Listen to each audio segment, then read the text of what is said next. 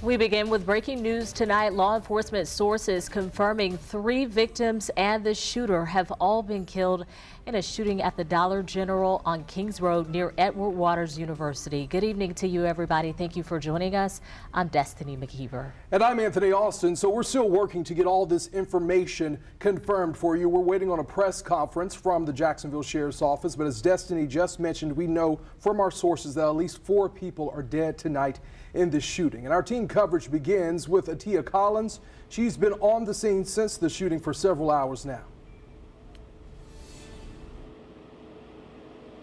That's right, Anthony. I arrived here on scene around 1 o'clock, and when I got here, we saw helicopters flying around in the area. We saw SWAT officers out walking around with weapons. We saw armored vehicles being brought onto the scene, and here we are a couple hours later, still a very active scene here behind me on Kings Road. And go ahead and take a look at this footage from earlier. We had multiple city leaders come out to this area, including Mayor Donna Deegan, Representative Angie Nixon, and we saw City Council member Jacoby Pittman and Rockman Johnson. They came out and held a community prayer in the middle of the street, gathering the community together, many of them crying out, some of them fearful that their family members might be involved in this violence. A lot of people just praying for an end and for a peaceful solution here in this community. Now, we had the chance to talk with Councilwoman Pittman, she was very emotional, again, having seen this violence before,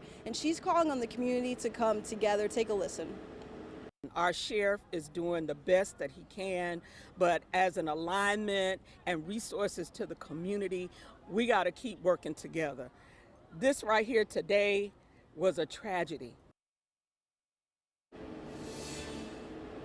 Now, again, as you heard, confirmed from our sources, at least 4 people dead, that including the shooter. And I talked to one woman who believes that her son-in-law is one of those victims. She has not confirmed that just yet, but was very emotional from that woman who talked to me a little bit about the grief her family is feeling and also about her calls for peace to the community. I'm going to toss it back to you in the studio, reporting Atia Collins, First Coast News, on your side.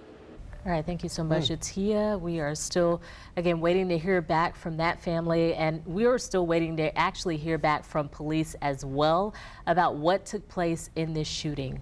That's right. This is just such a tragedy that we're reporting on tonight on this Saturday, but we do want to check in right now with our Cheyenne Cole. She's actually joining us live from the Jacksonville Sheriff's Office because we're waiting for a news conference so we can get the information confirmed about exactly what happened on Kings Road, Cheyenne.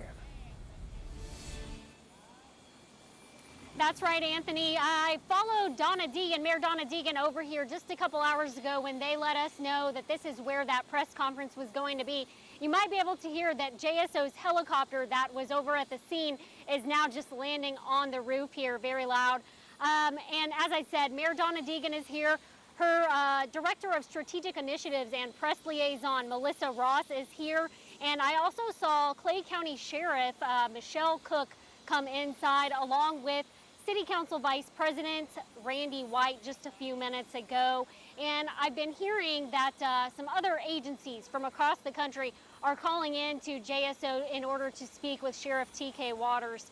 I have not been able to see him here yet, but like I said, I have seen several other people. I'm also hearing that we should expect to hear something about this here in about 30 minutes or so. So we will get back with you and update you here in a minute. Reporting live in Jacksonville, Cheyenne Cole, First Coast News, on your side. Cheyenne, thank you. And we want to continue our team coverage tonight with reaction from people who live near the scene of the shooting. Yeah, that's right. Renata DiGregorio joins us right now. She's live in that area. She's been talking with neighbors. I actually have been watching you through your live shot here as we've been waiting to go on, and just heard some of that emotional sound you were able to get, Renata. Yeah, Destiny, people are really upset out here, and now they've been waiting in the heat for hours just to get some more information about their loved ones, about their neighbors. There were some times out here where people were yelling, they've been crying, it's gone really heated. Right now, though, you can see it's a lot more calmed down. We just had a prayer circles. Many pastors have been showing up. There were some representatives, city council members, also many people from the religious community here to stand with all of the neighbors here in this area. Now things are more calm and people have settled down, but they're still here waiting for information. I've also spoken with several people who say that they almost went and were in the area of the Dollar General going into the store right before this happened, and then something held them up and they ended up not going inside. But like we said, a lot of people are here now and they're just trying to lend support to their neighbors. Here's a couple who we spoke with who heard what was going on and wanted to help with their neighborhood. And then when we turned on the news, and we found out it was a mass shooting. We had to come. It was like right behind us. This is our own neighborhood. We can't even go to the store. Why would somebody want to do that?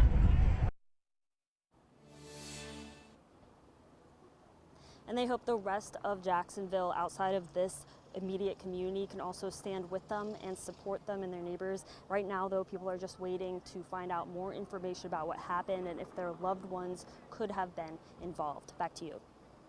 Thank you so much, Renata. As we mentioned, we've been hearing from a lot of city council members as well as the mayor who was on scene earlier. Mayor Deegan did speak about the shooting a short time ago. Here's what she had to say. Well, obviously it's heartbreaking. You know, it's a heartbreaking thing for our community for these things to happen. Anytime that you have a situation where a neighborhood has to deal with this type of tragedy, it's just awful. And it's happened in this neighborhood way too many times. So obviously we still need to find some better solutions. But I'm really out here today because I just want to show the community that that we're all out here and we care. You know, I can't believe it's just so awful that they have got to deal with this type of thing time and time again. And we've got to find some better ways of dealing with this violence. It's just heartbreaking. And we're going to continue to monitor this situation. You can find the latest information on our website right now, firstcoastnews.com, also in the First Coast News app. If you don't have our app yet, we can send a link to your phone right now so you can download it. Just text the word app, APP, to 904-633-2402. Once again, we'll send a link and you can download it to your phone so you can stay up to date.